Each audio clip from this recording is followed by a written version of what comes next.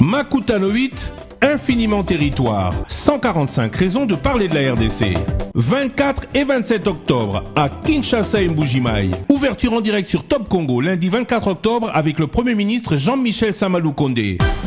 Clôture avec invité exceptionnel à Mbuji-Mayi, le président de la République Félix Antoine Tshisekedi Tshilombo.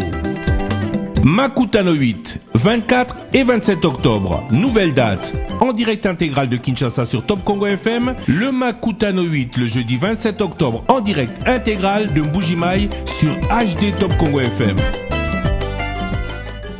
Inventer la poudre, c'est pas mal ça. Les qualificatifs sont foisons lorsque les dirigeants et les hommes d'affaires congolais parlent de leur pays. Pays béni des dieux, réserve minière du monde, scandale géologique. Et j'en ai appris un autre né dans l'esprit de Frantz Fanon.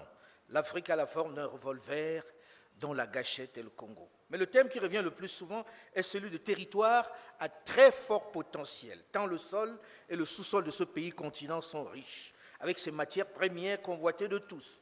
Mais ce terme à fort potentiel est utilisé depuis maintenant une soixantaine d'années.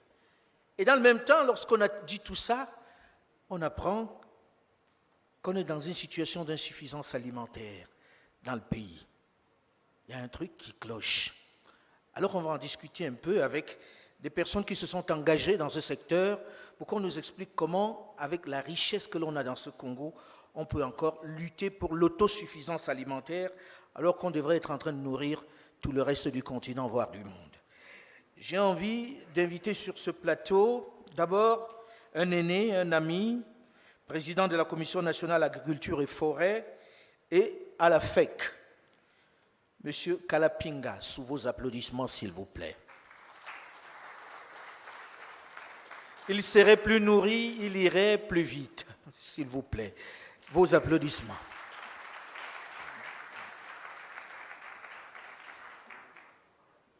J'ai envie également que quelqu'un qui vient d'opérer un miracle, qui est arrivé dans la salle, on ne l'attendait pas. Je l'imaginais encore à Dar es Salaam, puisque je lui ai parlé ce matin, je crois. Et je ne sais pas par quel mystère, il est omniprésent, il a ce don d'ubiquité, il est là. Monsieur Pacifique Kahacha, que je vous demande d'accueillir, qui est ambassadeur de l'agenda de transformation agricole et à la présidence de la République. Mais c'est aussi et surtout un opérateur dans le domaine de l'agriculture dont nous parlons avec beaucoup de passion depuis quelque temps déjà. Troisième personne que je vous demande d'accueillir sur ce plateau, M. Terania Sanginga, qui est le DG de l'IITA, qui justement travaille dans ce domaine de l'agriculture et je vous demande de l'applaudir très fort, s'il vous plaît. Il vous expliquera cette expérience qui nous vient d'un pays qui a compris ce que c'est l'agriculture, qui est le Nigeria. Je parle de l'IITA, l'idée, bien sûr. Et puis, Claudia Senghor, il faut qu'on ait des femmes quand même sur ce plateau. Nicole, on devrait avoir un peu plus de femmes quand même. Je ne sais pas comment on doit dire lorsqu'une femme choisit qu'il y ait moins de femmes sur les plateaux. Quand c'est les hommes, on les accuse de machisme. Là, c'est les femmes qui choisissent pourtant. Claudia Senghor, qui est agroéconomiste spécialisée en développement durable et consultante agricole et entrepreneur, que je vous demande d'applaudir à la mesure de sa grâce. Merci. Je vous demande également d'applaudir M. Mohamed Egazi, qui est Executive Board Member du HG Egypt, s'il vous plaît, sous vos applaudissements. M. Mohamed Egazi. Si les photographes veulent bien lui donner le moyen de passer,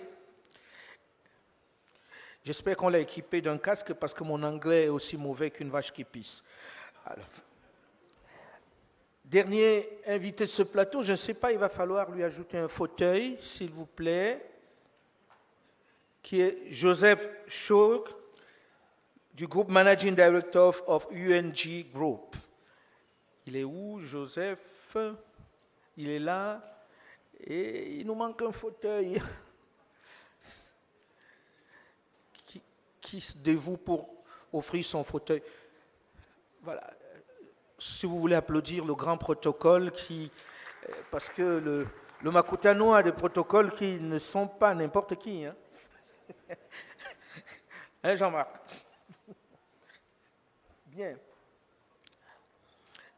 J'ai envie de commencer en posant la question, en mettant les pieds dans le plat directement. Est-ce que on peut envisager une seule seconde dans un pays comme celui-là que l'on parle encore d'autosuffisance alimentaire pacifique à achat?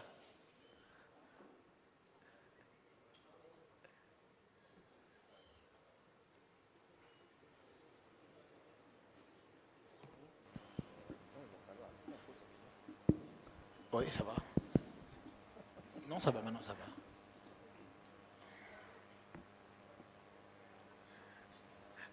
Excuse-moi, Pacifique, hein, c'est que Non, je reçois les instructions de la direction et il y a un panéliste qui ne se trouve pas sur mes petits papiers et que l'on a ajouté sur le dernier programme.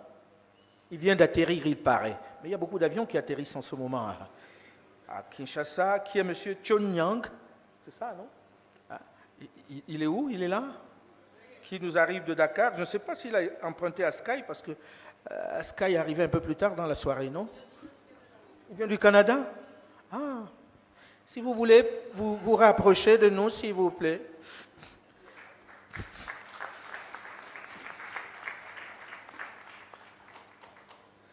Il nous revient du froid.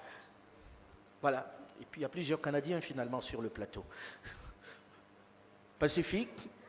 Doit-on parler d'autosuffisance alimentaire dans un pays comme celui-là, alors qu'on doit être en train de nourrir le reste du continent normalement?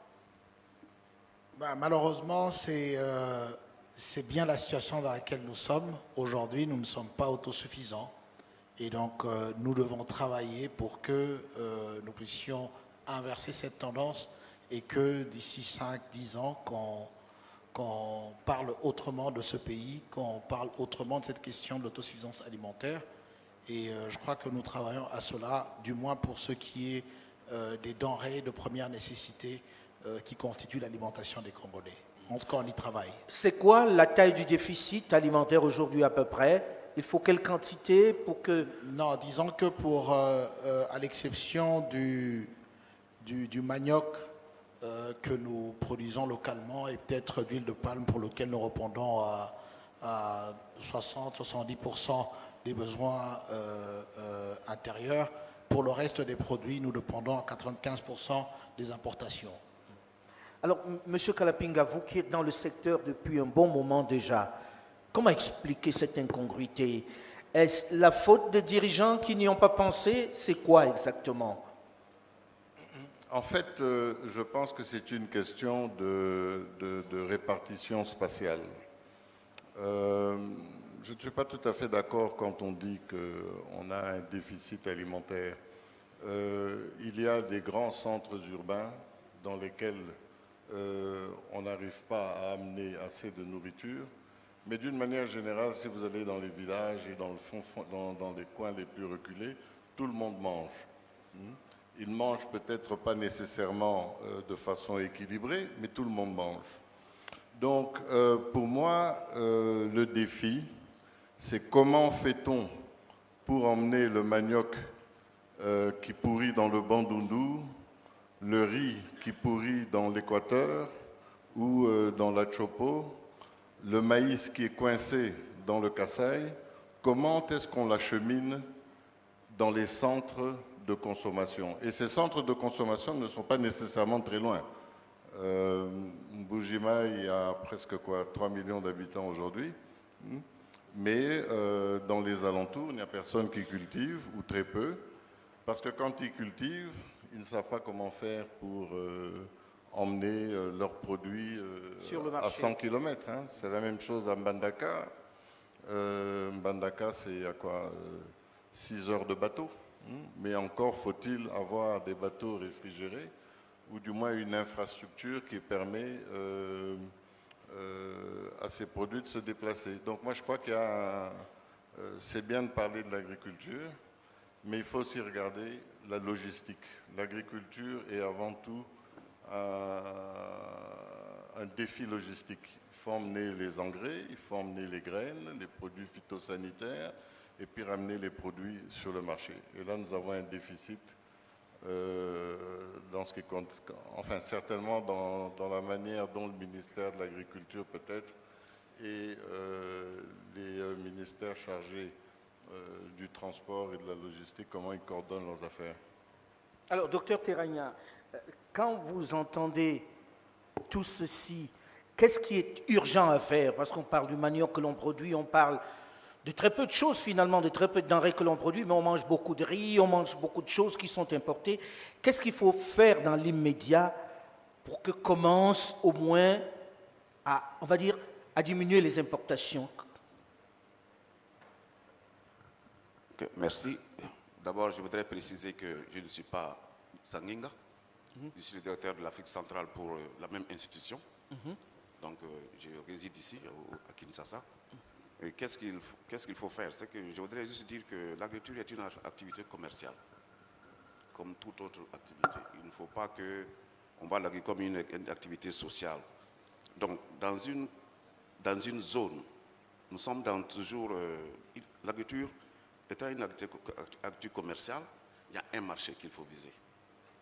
Si vous prenez par la ville de Kinshasa, il y a des zones qui fournissent Kinshasa en denrées alimentaires. Il faut faire en sorte que ces bassins de production soient bien liés à ces zones de consommation et regarder les filières. Quels sont les goulots d'étranglement de ces filières et faire en sorte qu'on puisse réduire les risques. Et c'est un business, donc il faut réduire les risques. Le producteur, il faut le voir aussi comme c'est un entrepreneur. Un producteur, c'est un entrepreneur. Un cultivateur, c'est un entrepreneur. Il produit, il vend, parfois il transforme. Mais à son niveau aussi. Si vous regardez, très souvent, on a eu souvent à travailler sur la production. Et on a souvent oublié l'après-récolte. Il a parlé du manioc. Le manioc ne peut pas se conserver après 48 heures. Il faut le transformer immédiatement. Et ce manioc peut être transformé en différents produits.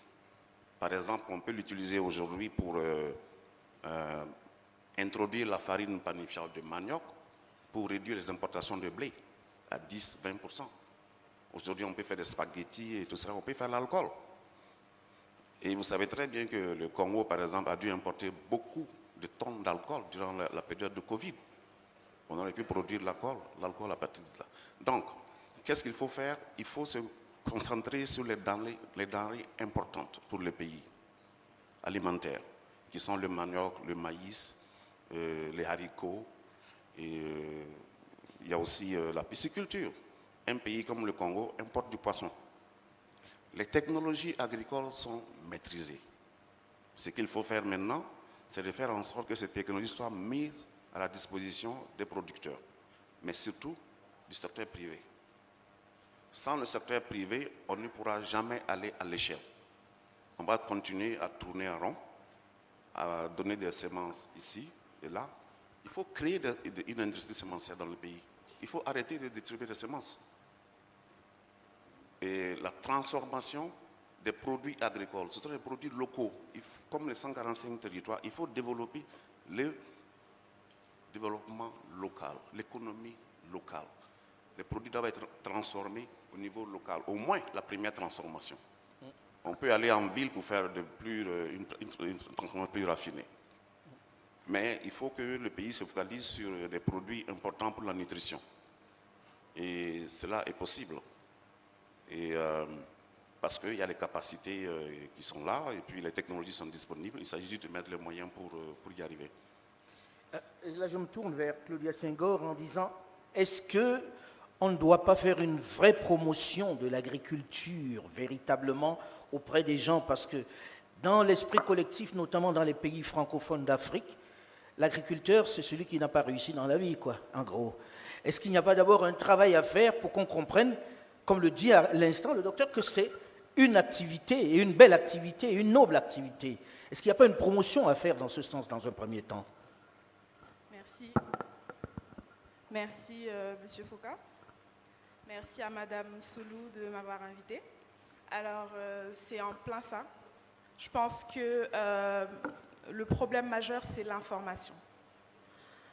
Les gens veulent se lancer, mais les gens ne connaissent pas vraiment le secteur agricole. ils ne connaissent pas vraiment les opportunités de ce secteur.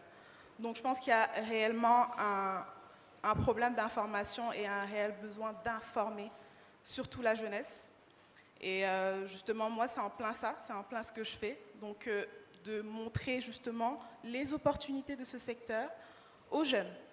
Aujourd'hui, moi, je ne peux que représenter cette jeunesse parce que c'est ce dans quoi je suis. Les jeunes veulent se lancer, les jeunes veulent investir. Mais aujourd'hui, pour captiver l'attention d'un jeune, c'est de lui parler de l'argent, de ce qui peut se faire comme argent dans ce secteur. Et comme vous l'avez si bien dit, ce secteur est très stigmatisé.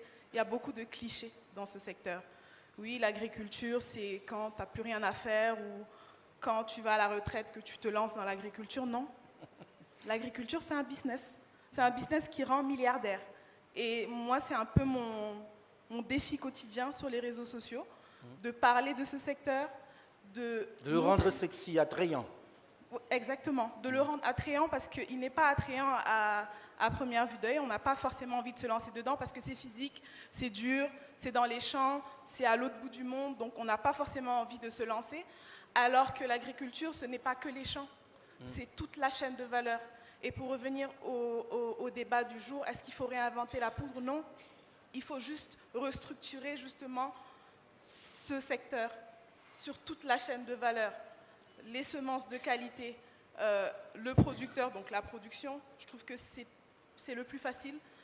La production, donc la transformation, la conservation, tous ces métiers qui tournent autour de l'agriculture, où aujourd'hui, je pense que 50% des gens qui travaillent peuvent se voir là-dedans, sans pour autant être agronome ou agroéconomiste. Je pense que ce sont ces métiers-là qu'on doit mettre de l'avant et montrer le potentiel. Alors, là, on a sur le plateau quelqu'un qui a une expérience différente, qui vient d'un pays qui fait du blé, par exemple, où, dans cette période de crise, on a vu à quel point c'était important qu'il y ait du blé, en attendant que l'on transforme le manioc pour en faire notre blé à nous. Quand vous regardez tout ceci, qu'est-ce que cela vous inspire, vous qui êtes là, qui regardez, qui entendez parler d'autosuffisance alimentaire au Congo?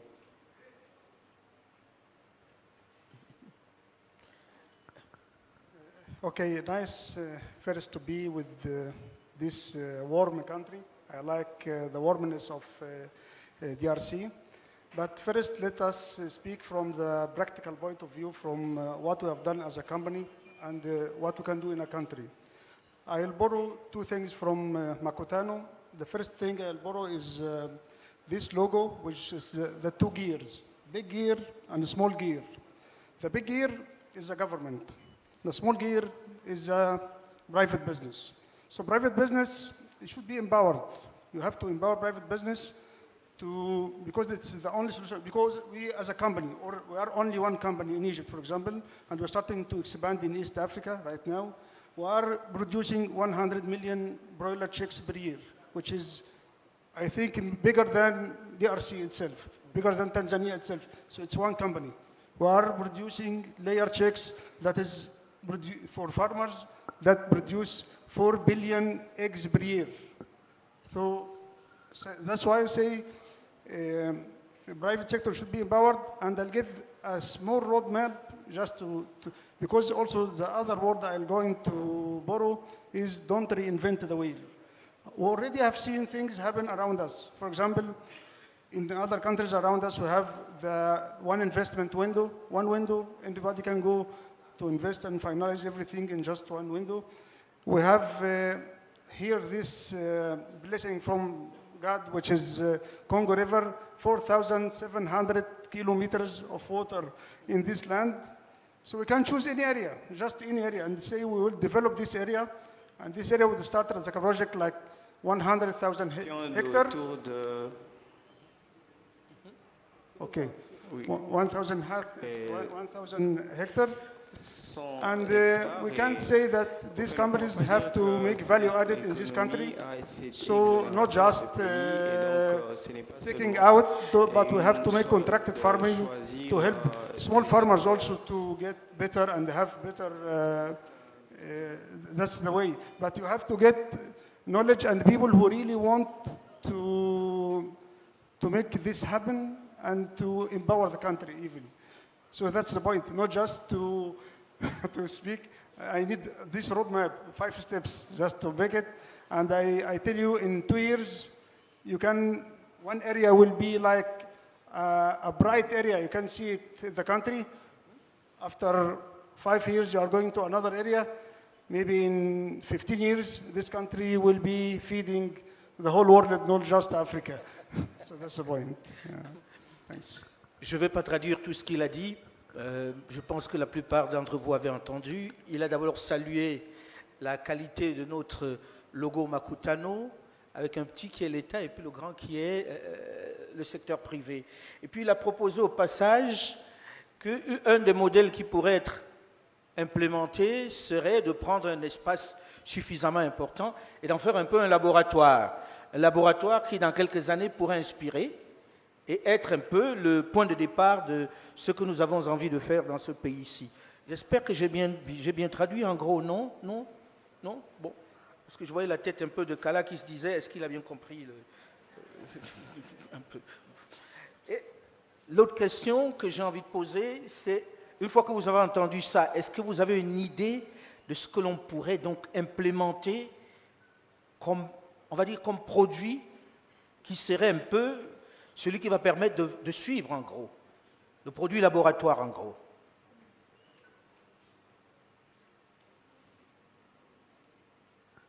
All right. So my name is Joseph Choge from Nairobi, Kenya, and it's a real pleasure to be here this evening. I think I've been following the debate, and this is a wonderful initiative that you brought up. And it's good for us as a region, as a country, to be able to be food sufficient. I borrow an example from my country, where today we still import about 17 to 18% of our food from the external markets. And the question we've been asking ourselves, even with the new administration that has just come in, how can we bridge this gap to be able to be food sufficient as a nation? Number one, you know, there's a small thing called your traditional foods. Yeah, I've heard somebody talk about manioc. I used to live in Gabon for some time, and I know that's a local traditional food. Why can't we be able to ensure that that becomes our staple so that we not only depend a lot on importation? I think you've said it well. During COVID-19, we were caught up, and that's when we realized we need to be self-sufficient and not be able to just depend on the West to be able to feed us. I echo what my sister has said. We need to make farming sexy for the young generation. When I go out there, I don't want to see farming as a dirty job, go back to kind of a venture. Yeah? And it's up to the private sector, part of the government, to ensure that we actually bring this to the youth. The smallholder farmers is a key thing that we've identified in Nairobi as an instrument of ensuring that we have food sufficiency in the country. We go down, good seed, proper extension services for the farmers. I mean, those are the avenues that will be enable us to open up the country in full and be able to feed our people. Without that, we'll always be dependent on the outside world. So let's produce what we can consume and consume what we produce. Bien, je vais encore me faire le traducteur, mais ce n'était pas compris dans le contrat, Nicole. Hein? On va devoir discuter de ça. Le prince, il revient sur ce qui a été dit en disant « Et si on produisait d'abord ce que nous consommons ?» Ce serait déjà un point de départ important, puisqu'on a vu avec la Covid combien ça s'est arrêté de l'autre côté. Et pourtant, on n'est pas tous morts. Si on avait pu, à partir de là, développer quelque chose que nous produisons et que nous consommons, ce serait ça le point de départ. J'ai résumé en gros, hein, je ne suis pas suffisamment payé pour le reste. Alors, j'ai envie de retourner vers Chun Nyang, qui lui est un social entrepreneur et qui est considéré comme un optimiste éternel. Qu'est-ce qui peut bien vous rendre optimiste lorsqu'on est obligé d'attendre que le blé vienne des étendues d'Ukraine ou de Russie pour nous nourrir? Qu'est-ce qui peut nous rendre optimiste lorsque l'on se rend compte, comme ce que disait Kalapinga, ce que disait Pacifique Kacha, qu'il faut des routes pour sortir le peu que l'on pourrait produire des campagnes et qu'on voit pourrir toutes ces nourritures dans les forêts? D'où vient votre optimisme? Merci, Alain. Merci pour l'introduction. Et merci à toute l'équipe de Makutano de m'avoir donné la chance aujourd'hui de venir ici au Congo pour ma deuxième visite. Mais cette visite, je suis à l'intérieur du pays. La première fois, je suis arrivé ici avec mon partenaire Eikon et Samba. Je pense que Samba est là. On a dormi à l'aéroport jusqu'à 7 h du matin. Ils nous ont refoulés pour encore aller au Congo-Brazzaville. Donc merci, s'il vous plaît, help me to thank them for allowing me to be here. Applaudissez pour Makutano. Merci pour cette invitation. Écoute, please, pour moi, c'est juste que je ne peux pas, jusqu'à présent, comprendre. Un continent comme nous, où on a la terre, on a la jeunesse, on a le soleil. Là, je viens de Canada, je viens d'arriver il y a 2 heures. Il fait froid. Mais hier, quand on conduisait de Montréal à Ottawa, il n'y a que des champs partout. Et je disais à mes amis qui sont avec moi dans ce voyage que c'est ce qui me frustre. Quand je voyage des pays comme les États-Unis, des pays comme l'Europe, etc., et je reviens chez moi, nous, on a tout ce qu'on a besoin. Et jusqu'à présent, on attend les autres cultiver et nous nourrir. Et ça doit nous interpeller, nous tous, surtout cette nouvelle génération. On ne peut pas continuer d'accepter que les gens nous amènent à manger ici. Plus de 35 milliards de dollars, on continue à donner à quelqu'un d'autre. Et tout ce qu'on exporte de l'extérieur importe de l'extérieur pour l'amener ici, on peut le faire nous-mêmes ici. On peut cultiver nos propres terres, créer de l'emploi, qui est le grand problème pour la jeunesse africaine, industrialiser notre continent et transformer nos produits. Il y a beaucoup de gens qui font l'agriculture dans nos pays. Mais le problème, c'est qu'on ne transforme pas. Les infrastructures ne sont pas sur place. Les agriculteurs n'ont pas accès au marché. Il n'y a pas assez de training pour les agriculteurs. C'est pourquoi quand j'ai décidé de revenir dans mon continent, dans mon pays, le Sénégal, pour participer sur le développement de mon pays et de mon continent, après 17 ans à Washington, D.C., je me suis posé la question, à chaque fois que je viens au Sénégal, le tchèboudjon dont je mange, la majeure partie, je suis allé jusqu'en Indonésie trouver le riz là-bas. En Ukraine, l'huile. Je dis, qu'est-ce que je fais à Washington? Je dois venir participer sur ça. C'est pourquoi je suis revenu au Sénégal. J'ai acheté des champs et j'ai commencé à faire l'agriculture. Et tout de suite, j'ai trouvé dans nos champs que le problème qu'on a, c'est parce que les jeunes, ils veulent faire l'agriculture, mais ce n'est pas attractif. Parce que la majeure partie des Africains, si tu parles d'agriculture, ils vont penser que c'est la misère, la pauvreté, etc. Et pourtant, dans nos pays comme les États-Unis, l'agriculteur est respecté parce que c'est des milliardaires, c'est du business. Donc, second thing I did after the farm, c'est construire un institut d'agriculture et de leadership. Pourquoi? Pour rendre l'agriculture attractive à nos jeunes. Et depuis qu'on a commencé, depuis 4 ans, on est dans notre 37e promotion. Ça m'a surpris, hein? Les jeunes, ils viennent de partout dans le monde entier. Et surtout la diaspora africaine. Ils quittent la France, les États-Unis, Brésil, etc., Canada, pour venir se former. Et après, ils achètent des champs eux-mêmes pour faire l'agriculture. Donc, second is to make sure agriculture becomes attractive à nos jeunes. Yeah. As he said. Exactly, the same thing. Yeah. Et ça m'amène sur quelque chose que je voudrais vraiment dire ici aujourd'hui, surtout à nos autorités. Je suis en train de voyager le monde pour rencontrer la diaspora africaine, partout. Et ce que j'ai vu à l'extérieur de l'Afrique, cette diaspora veut vraiment revenir investir dans leur pays. Cette diaspora est prête. Ils envoient beaucoup d'argent ici, dans mon pays d'origine, le Sénégal. 1400 milliards de francs CFA est envoyé chaque année par la diaspora, 12% de notre PIB. Ici au Congo, half of your PIB, 2 milliards de dollars est envoyé chaque année par la diaspora congolaise. Qu'est-ce que je veux dire par là? À nos autorités, s'il vous plaît, d'aider à créer de l'espace à la diaspora africaine qui veut revenir. Parce que c'est notre mine d'or. On peut exploiter cette diaspora On n'a même plus besoin d'aide au développement public. Parce que ce qu'on amène ici, de la diaspora, ici juste au Congo, c'est 4 fois plus à l'aide au développement public. Mais le problème de l'Africain, notre problème, c'est que l'Africain est son propre problème. On ne sait pas créer des hommes, on sait détruire des hommes. Et dans notre continent aujourd'hui, pour avoir de l'ambition, de l'innovation, de l'énergie pour contribuer, is a crime.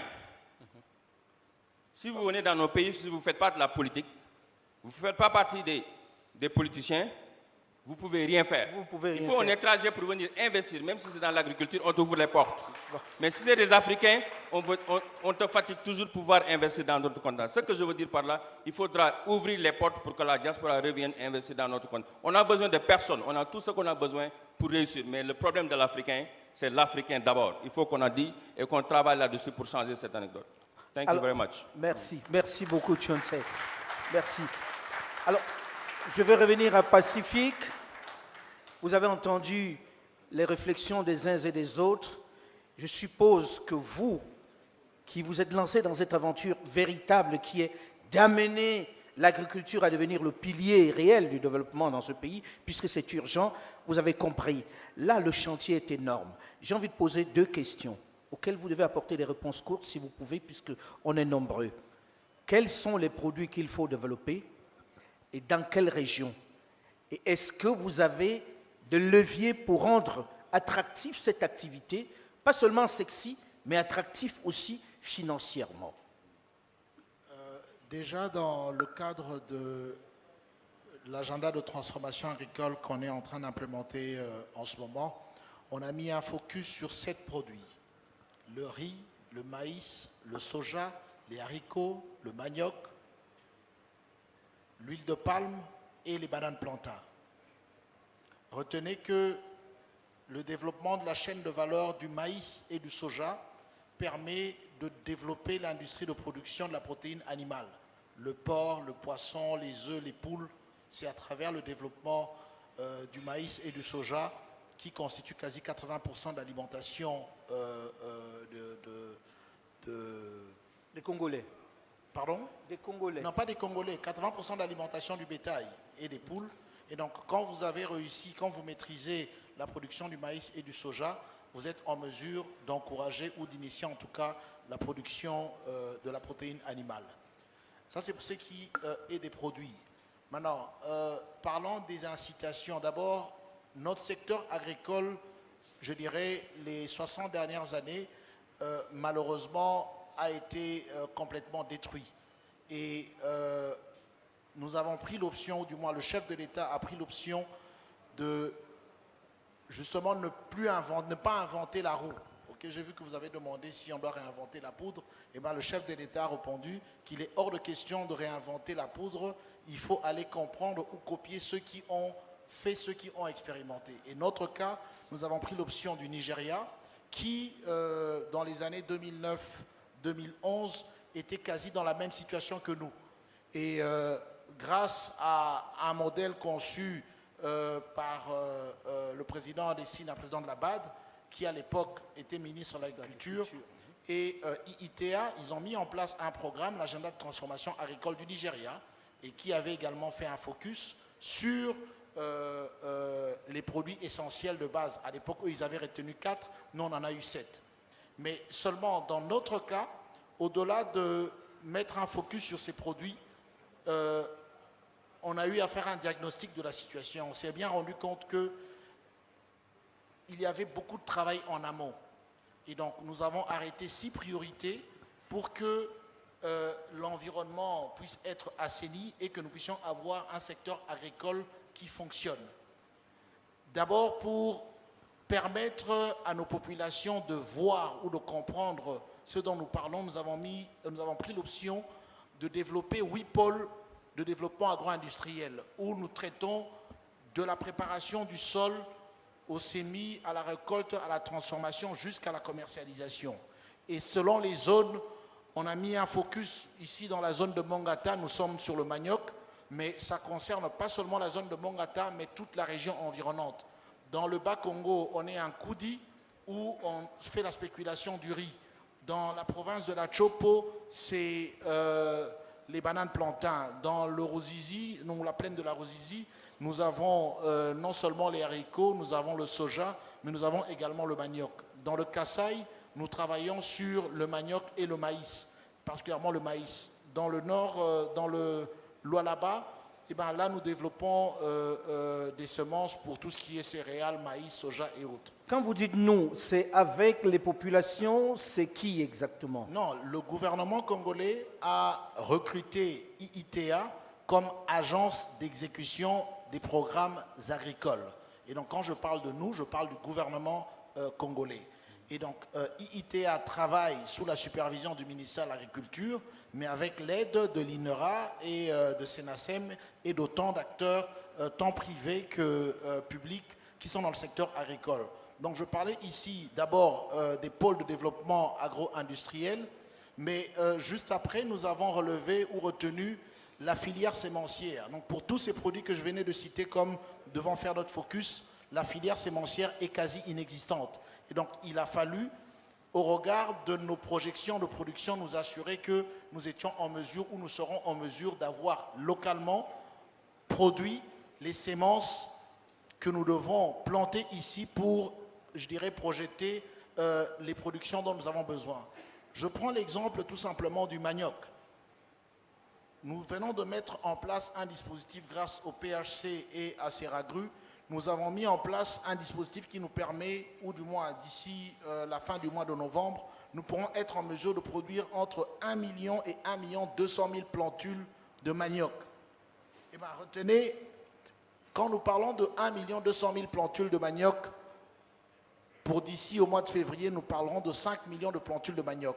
Ce qui nous permet de couvrir à peu près 5 000 hectares de champs sémenciers des boutures de manioc. 6 mois après, nous serons en mesure de disposer des boutures pour emblaver jusqu'à 50 000 hectares, soit 10 fois le premier champ sémencier que nous allons réaliser. Ça voudrait dire quoi? Pour des sols comme les nôtres, où nous sommes dans une moyenne de 30 tonnes à l'hectare, eh ben, être en mesure de disposer de quoi emblaver 50 000 hectares de 50 000 hectares de manioc nous emmènerait à devoir gérer près de 1 500 000 tonnes de tubercules de manioc.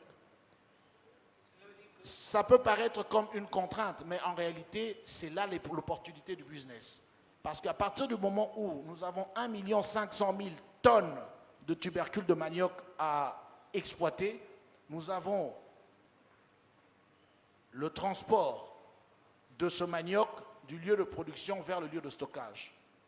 Nous avons l'emballage, nous avons le stockage, nous avons la transformation, nous avons la commercialisation qui constituent des contraintes au moment où vous disposez de ce stock, mais en réalité, en amont, vous avez la possibilité de transformer ces contraintes en opportunités. Et donc, pour paraphraser ma soeur tout à l'heure qui parlait des chaînes de valeur, voilà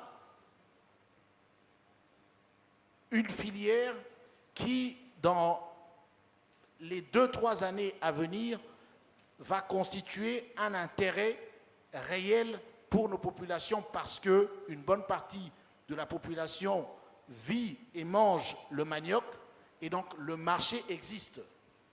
C'est vrai que nous consommons le manioc comme foufou, mais là on vient de nous apprendre que pour réduire notre facture de l'importation du blé, nous avons la possibilité de mélanger la farine de blé avec la farine de manioc à un certain pourcentage, mais ceci est évolutif. Ici aujourd'hui nous sommes à 10%, entre 5 et 10% selon que nous sommes dans la boulangerie ou dans la pâtisserie, mais dans des pays comme le Cameroun, dans des pays comme le Nigeria, ils atteignent des fois 30-40% de mélange entre la farine de maïs et la farine de manioc et la farine de froment. Et donc c'est pour dire qu'il y a vraiment de l'espace. Il y a de l'espace. Rapidement. Je vais terminer maintenant. Toujours dans les priorités que nous avons retenues, il y a la question de l'homme.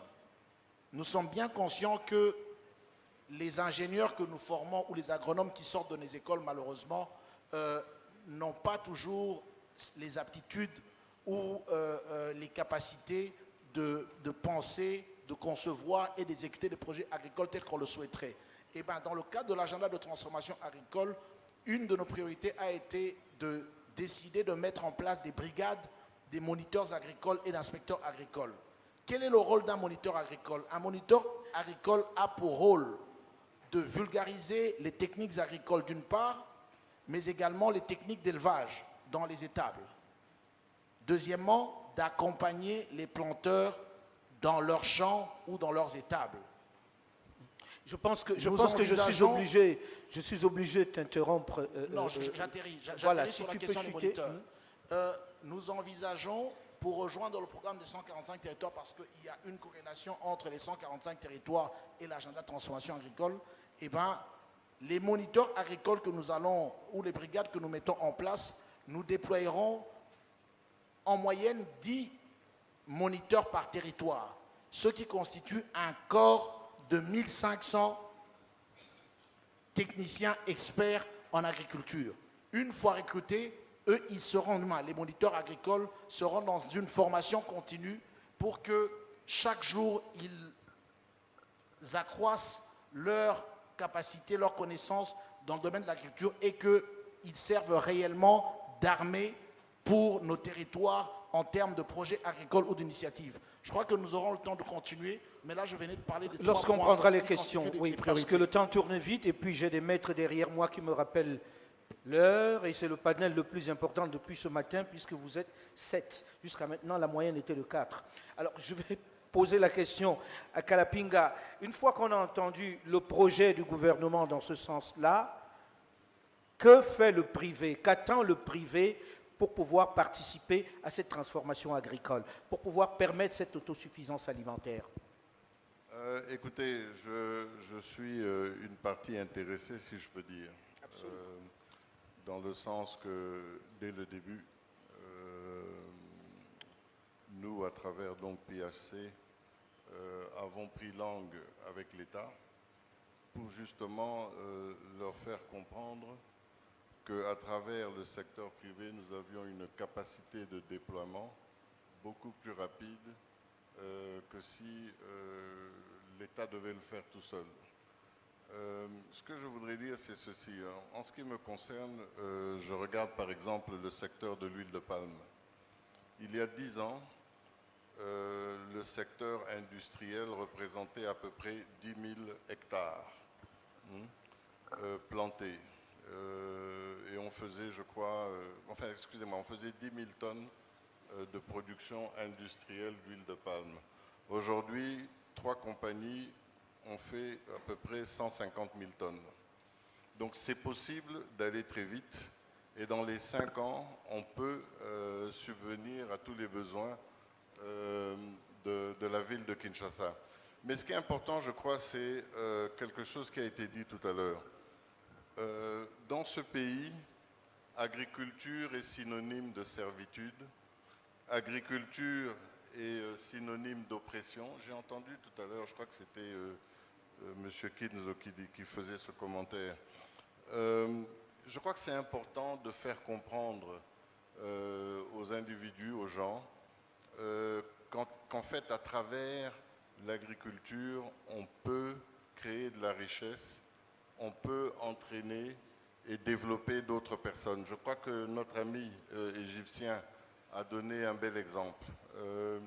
L'Égypte et beaucoup de pays d'ailleurs du Moyen-Orient ont développé leur autosuffisance en se basant sur le secteur privé.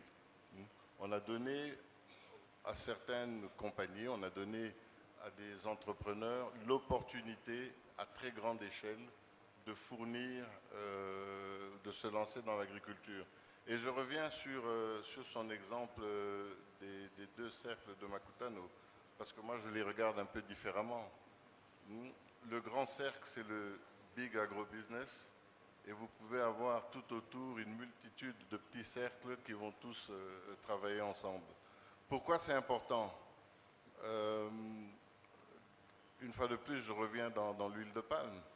L'huile de palme, c'est, si je prends encore les 4 plus grandes compagnies, Nous avons, c'est quoi, 9000 km de route. Je vois le ministre des Travaux publics qui est là. Je pense que c'est presque autant de routes que l'État fait en une année. Mais chaque année, nous faisons 9000 km d'entretien de route. C'est presque 1 million de consultations médicales.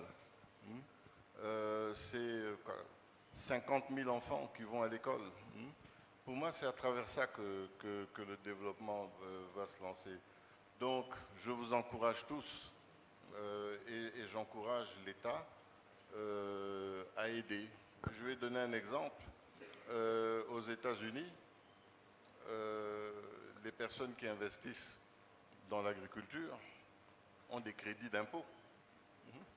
Peut-être qu'on devrait donner des crédits d'impôt aux entrepreneurs et entreprises congolaises qui vont se lancer dans le financement de l'agriculture.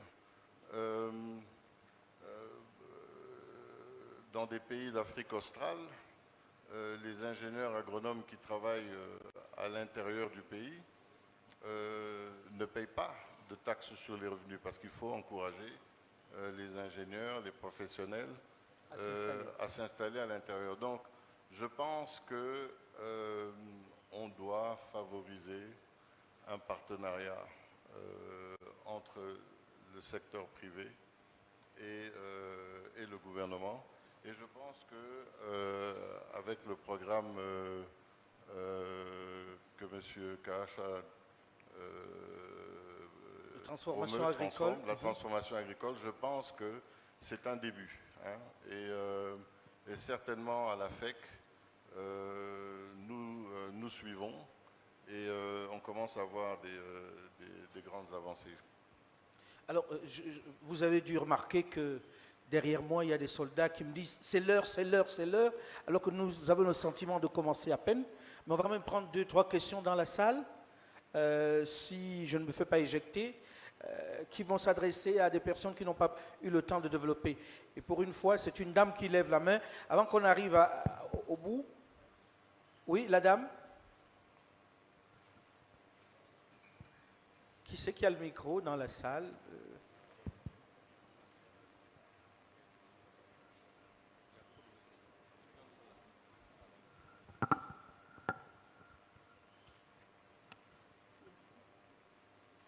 Bonjour, c'est Madame Julie Chilombo de la présidence. Alors, une question à tous les panélistes. Le sujet était sécurité alimentaire, autosuffisance alimentaire. Il me semble qu'on a parlé plutôt agriculture. L'autosuffisance alimentaire implique les problèmes d'accessibilité, de disponibilité, de variété des aliments pour l'équilibre, pour la nutrition. Alors, on aurait aimé avoir quelques éléments par rapport à ces autres volets qui garantissent une sécurité alimentaire.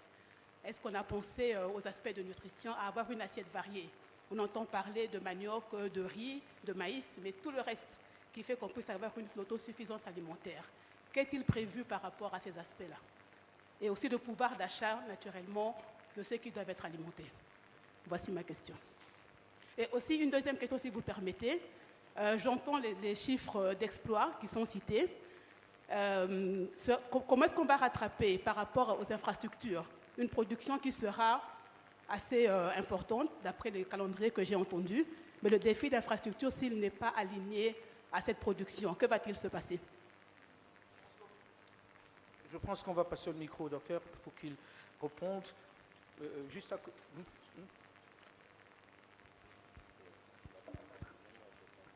Oui, je ne suis pas sûr d'avoir bien saisi votre question parce qu'il y avait des coupures.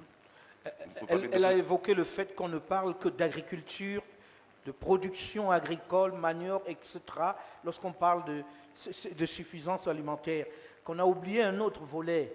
C'est bien ça, non? On a oublié un autre volet qui est le volet, la variété, voilà, et le pouvoir d'achat. Ok. Pour ce qui est de la variété, je crois qu'on a donné plusieurs produits, n'est-ce pas? Je crois qu'il y a des priorités qu'il faut établir. On ne pourra pas tout faire, ce qui est sûr. Mais ce que je peux aussi dire, c'est qu'au Congo, ce n'est pas les légumes qui manquent. C'est un secteur qu'il faut continuer à développer. Mais si vous regardez par exemple le marché, l'approvisionnement du marché de Kinshasa, toutes ces femmes qui amènent des légumes, la plupart du temps, 60%, il y a 60% de pertes après. Donc, il faut d'abord faire en sorte que réduire ces pertes après récolte, ça va augmenter le revenu de ces femmes parce que ça va augmenter la durée de vie de ces produits et ça va leur permettre on peut les transmettre aussi. J'ai beaucoup parlé on a beaucoup parlé de production, mais il faut voir l'après-récolte, surtout les légumes. Particulièrement les légumes, ces femmes qui travaillent le plus pour nourrir. Cela va permettre de mettre sur le marché des aliments qui sont variés. Alors, selon les territoires, l'alimentation est parfois différente, même s'il y a une certaine homogénéité au Congo, parce que tout le monde mange presque le manioc. Mais pour chaque territoire, on peut avoir des stratégies qui sont ciblées sur ces territoires et sur leurs capacités, les potentialités. J'ai mentionné les bassins de production. Dans chaque bassin de production, il y a des produits qui sont clés, qui sont des produits qui sont vitaux, qu'on peut prendre et amener sur les zones de consommation. Alors, je suis tellement embarrassé parce qu'il y a tellement de choses à dire et on me met la pression pour que nous arrêtions. Donc, je me suis promis de faire un plateau qui ne sera pas Makutano, qui sera sur une autre antenne, sur la question de l'autosuffisance alimentaire. On va en discuter tout à l'heure et on essaiera d'enregistrer une émission dans ce sens pour narguer le Makutano, qui nous a donné juste envie d'écouter et on va aller un peu plus loin sur la question. Mais j'ai envie de terminer, et je vois Kaasha qui trépigne, puisque c'est une passion chez lui, juste de dire qu'il a dit quelque chose, Tionsek, qui est hyper important, Tionyang, je commence à l'appeler Sek, Tionyang qui est hyper important, et j'en fais partie, c'est que la diaspora est un levier important. Nous avons un pouvoir d'achat qui est particulièrement important si on sait nous réunir. Peut-être qu'il faudrait que dans vos politiques, Pacifica, Achat et vous les autorités diverses, que vous intégriez qu'il y a des banques qui ne sont pas des banques formelles, qui sont des banques de la diaspora. Et que comme il vient de le dire, nous achetons des terres en Afrique de plus en plus et nous investissons en Afrique. Je pense que moi-même, je viens de prendre quelques dizaines d'hectares quelque part dans son pays et dans le mien. Voilà. Pour terminer, Passif, vraiment en un mot, sinon... Je vais répondre à la préoccupation de mon collègue qui veut savoir comment nous assurons l'adéquation entre le challenge lié aux infrastructures, mais il n'y a pas que les infrastructures, il y a également l'énergie. L'agenda de transformation agricole, je dirais, est une approche innovative et pragmatique d'aborder la question de l'agriculture, la question de l'autosuffisance alimentaire. Nous n'avons pas de formule toute faite. Nous partons certes de l'expérience des pays amis et frères qui l'ont expérimenté et au fur et à mesure que nous avançons, bien entendu, nous découvrons des problèmes.